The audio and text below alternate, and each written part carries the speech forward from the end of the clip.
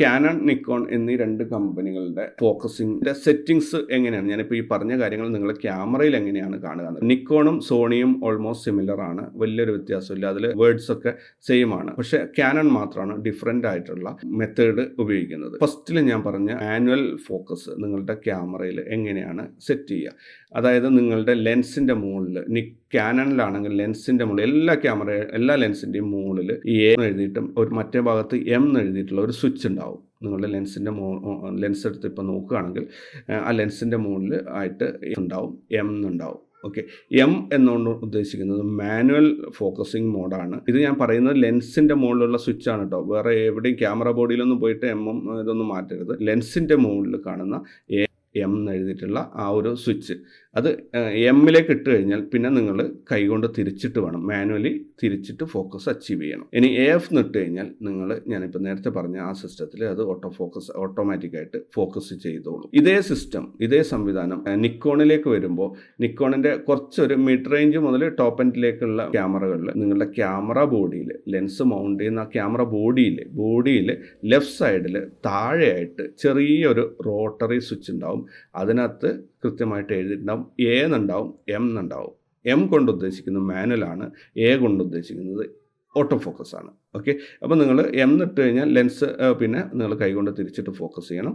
A എന്നുള്ളതിലേക്ക് ഇട്ട് കഴിഞ്ഞാൽ ഈ പറഞ്ഞതുപോലെ ഓട്ടോ ഫോക്കസ് അച്ചീവ് ചെയ്തോളൂ. ഇനി നിങ്ങളുടെ ക്യാമറയിൽ, സോണിയിലും ഇതേ മെത്തേഡാണ് കേട്ടോ, നിക്കോണിൻ്റെ സോണിയിൽ നിങ്ങൾക്ക് ടച്ച് സ്ക്രീനുള്ള, ഇപ്പോൾ വരുന്ന എല്ലാം അവരുടെ മിറർലെസ് ക്യാമറകളാണ്. അവർക്ക് DSLR ഇല്ല. DSLR ഉണ്ടായിരുന്നു, ഇപ്പോൾ ഇല്ല. ഇപ്പോൾ ഉള്ളതെല്ലാം അവരുടെ മിറർലെസ് ക്യാമറകളാണ്. അതുകൊണ്ട് തന്നെ അത് മെനു ഡ്രിവൺ ആണ് കൂടുതൽ കേസും പോകുന്നത്. അതിന് സ്വിച്ചിനേക്കാളും കൂടുതൽ മെനുവിൽ ഒരു ഐറ്റം ആയിട്ടാണ് അവർ കൊടുക്കുന്നത്. അപ്പോൾ നിങ്ങൾക്ക് അവിടെ ഇത് കൃത്യമായിട്ട് കാണാൻ പറ്റും. ഇനി നമ്മൾ പോകുന്നത് ഈ ഫോക്കസ് പോയിൻറ്റ്സിൻ്റെ സെലക്ഷൻ പറഞ്ഞിരുന്നല്ലോ. അപ്പം അത് എങ്ങനെയാണ് കിട്ടുക എന്നുള്ളതാണ്.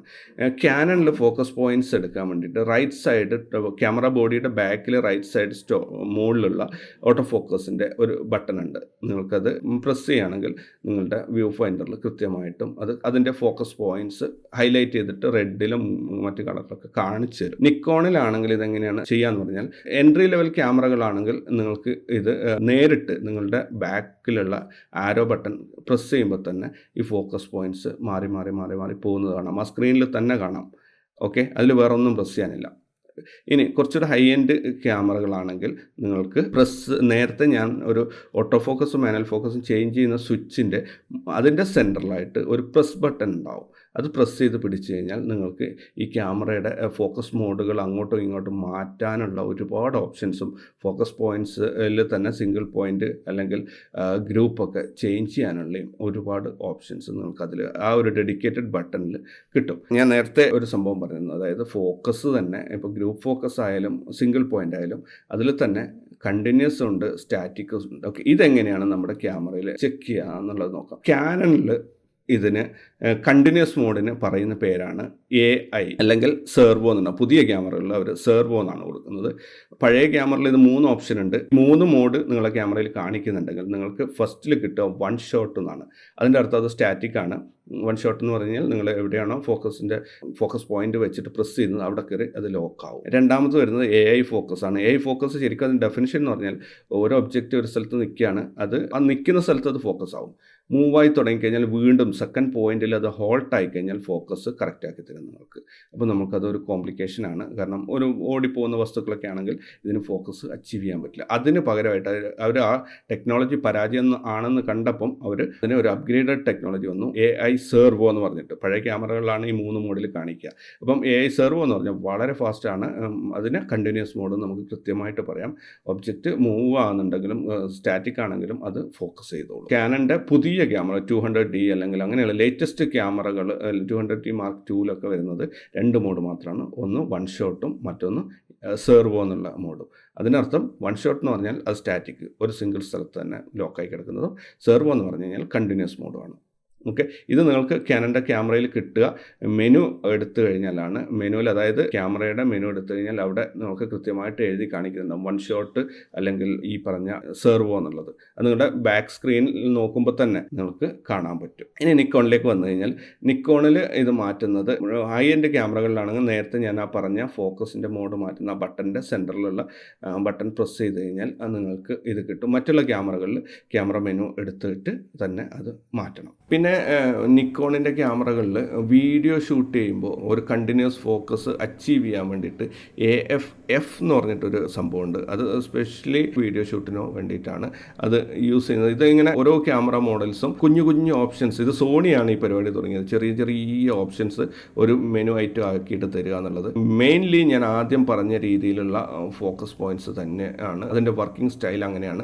പിന്നെ ഈ പറഞ്ഞ പോലെ അഡീഷണൽ ഓപ്ഷൻ, ഇപ്പം നിക്കോണിലാണെങ്കിൽ 3D ട്രാക്കിംഗ് എന്ന് പറഞ്ഞിട്ടൊരു, അതിൽ സിമ്പിളി നടക്കുന്നത് പറഞ്ഞാൽ ഒരു ഒബ്ജക്റ്റ് എങ്ങോട്ട് നീങ്ങിക്കഴിഞ്ഞാലും അത് ട്രാക്ക് ചെയ്തോളും. അപ്പം ഫ്ലൈറ്റ് മോഡിൽ ബേർഡിനെയൊക്കെ പിടിക്കാൻ വേണ്ടിയിട്ട് ഒരു നല്ല ഓപ്ഷനാണ്. പക്ഷേ അതിനകത്ത് പ്രശ്നം എന്താണെന്ന് പറഞ്ഞാൽ ബാക്ക്ഗ്രൗണ്ടിൽ ഒരുപാട് ഡിസ്ട്രാക്ഷൻസ് ഉണ്ടെങ്കിൽ അത് നിങ്ങൾക്ക് ഭയങ്കര ബുദ്ധിമുട്ടായിരിക്കും ഫോക്കസ് അച്ചീവ് ചെയ്യാൻ വേണ്ടിയിട്ട്. അപ്പോൾ ഫോക്കസ് കൺക്ലൂഡ് ചെയ്യുന്നതിന് മുമ്പേ അതിൻ്റെ കുറേ കാര്യങ്ങൾ ഞാൻ ഒന്നുകൂടെ റിപ്പീറ്റ് ചെയ്യാം, ഒന്നുകൂടെ നിങ്ങൾക്ക് മനസ്സിലാകാൻ വേണ്ടിയിട്ട്. ഫോക്കസ് 2 വിധത്തിലാണ്, manual focus, auto focus. Manual ഫോക്കസിനെ മാറ്റി നിർത്തി ഓട്ടോ ഫോക്കസിലേക്ക് വന്നു കഴിഞ്ഞാൽ അത് വീണ്ടും 2 വിധത്തിൽ വർക്ക് ചെയ്യുന്നുണ്ട്. ഓട്ടോ ഫോക്കസ് ഓട്ടോമാറ്റിക്കും ഓട്ടോ ഫോക്കസ് മാനുവൽ സെലക്ഷനും. ഓട്ടോ ഫോക്കസ് ഓട്ടോമാറ്റിക് നമുക്ക് വേണ്ട, നമ്മൾ വീണ്ടും ഓട്ടോ ഫോക്കസിൽ തന്നെ മാനുവൽ സെലക്ഷനിലേക്ക് വരികയാണ്. അത് വീണ്ടും 2ആയിട്ട് ഡിവൈഡ് ചെയ്യുന്നുണ്ട്. അത് സിംഗിൾ പോയിന്റ് ഫോക്കസും ഗ്രൂപ്പ് ഫോക്കസും ആണ്. ഓട്ടോ ഫോക്കസ് പോയിന്റ്സ് നിങ്ങൾ ഏത് ഗ്രൂപ്പ് സെലക്ട് ചെയ്താലും സിംഗിൾ പോയിന്റ് സെലക്ട് ചെയ്ത് കഴിഞ്ഞാലും അത് വീണ്ടും 2 രീതിയിലാണ് വർക്ക് ചെയ്യുക. അതിനെ നമ്മൾ ഫോക്കസിങ് മോഡുകൾ എന്ന് പറയും. അത് ഒന്ന് സ്റ്റാറ്റിക് ആയിട്ട് ഒരു നിശ്ചിത സ്ഥലത്ത് നമ്മൾ ലോക്ക് ചെയ്ത് അവിടെ തന്നെ ലോക്ക് ചെയ്ത് നിൽക്കുന്നത്, അല്ലെങ്കിൽ നമ്മൾ കണ്ടിന്യൂസ്ലി അതിലെ ഒബ്ജക്റ്റിൻ്റെ ദൂരം മെഷർ ചെയ്തിട്ട് കണ്ടിന്യൂസ്ലി അത് മാറിക്കൊണ്ടിരിക്കുന്ന ആ ഒരു രീതിയിൽ. നിക്കോണിൽ കണ്ടിന്യൂസ് ഫോക്കസിന് പറയുന്നത് AFC എന്നാണ്, ക്യാനണിൽ പറയുന്നത് സെർവോ എന്നാണ്. ഇനി സ്റ്റാറ്റിക് മോഡിൽ ക്യാനണിന് പറയുന്ന പേര് 1 ഷോട്ട് എന്നാണ്, നിക്കോണിൽ അതിന് AFS എന്നാണ്. സോണിയിലും ഏകദേശം ഇതേ വേർഡ് തന്നെയാണ് ഉപയോഗിക്കുന്നത്. പ്രധാനപ്പെട്ട ഒരു സംഭവം ഇതിനകത്ത് പറയാനുള്ളത് എന്താണെന്ന് പറഞ്ഞാൽ, ഏതാണ് ഏറ്റവും നല്ല ഫോക്കസ് പോയിന്റ്. നമ്മളിപ്പം ഇനി അങ്ങോട്ട് യൂസ് ചെയ്യാൻ പോകുന്നത് സിംഗിൾ പോയിന്റ് ഫോക്കസ് ആണെന്ന് ഞാൻ ഇൻ ബിറ്റ്വീൻ പറഞ്ഞിരുന്നു.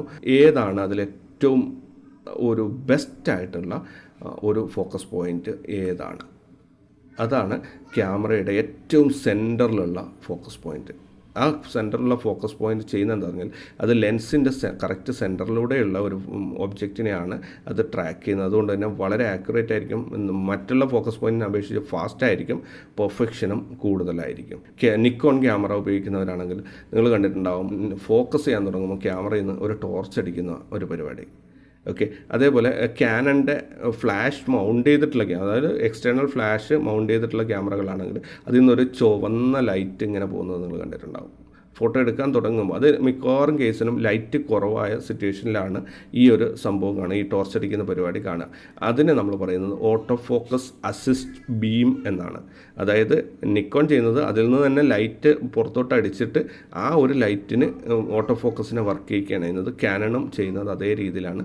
ഒരു ഒബ്ജക്റ്റിലേക്ക് അങ്ങോട്ട് ലൈറ്റ് അടിക്കുക, എന്നിട്ട് അത് ഡിറ്റക്ട് ചെയ്യുക. അത് ലോ ലൈറ്റ് സിറ്റുവേഷനിലാണ് ഇങ്ങനെ ക്യാമറ ഓൺ ആവുക. പക്ഷേ ഇത് ഒരുപാട് ദൂരെയുള്ള ഒബ്ജക്ട്സിനെ ഇങ്ങനെ ഫോക്കസ് ചെയ്യാൻ പറ്റില്ല. കാരണം ഇവിടെ നിന്ന് അങ്ങോട്ട് അടിക്കുന്ന ലൈറ്റ് അവിടെ എത്തിയിട്ടില്ലെങ്കിൽ അതിന് പിന്നെ ഒന്നും കാണാൻ പറ്റില്ല. ലൈവ് വ്യൂ ഷൂട്ടിംഗ് ആണോ വ്യൂ ഫൈൻഡർ ഷൂട്ടിംഗ് ആണോ നല്ലത് എന്നുള്ള ചോദ്യത്തിന് ഉത്തരം കിട്ടിയിട്ടുണ്ടാവും. പിന്നെ ഒരുപാട് ഓപ്ഷൻസിനെ കുറിച്ചുള്ള കാര്യങ്ങൾ മനസ്സിലായിട്ടുണ്ടാവും. അപ്പോൾ ഈ സെഗ്മെൻറ്റ് ഇവിടെ ഞാൻ കൺക്ലൂഡ് ചെയ്യാണ്. ഫോക്കസ് എന്നുള്ള ഈ ഒരു മോഡ് ഇവിടെ ഞാൻ കൺക്ലൂഡ് ചെയ്യാണ്.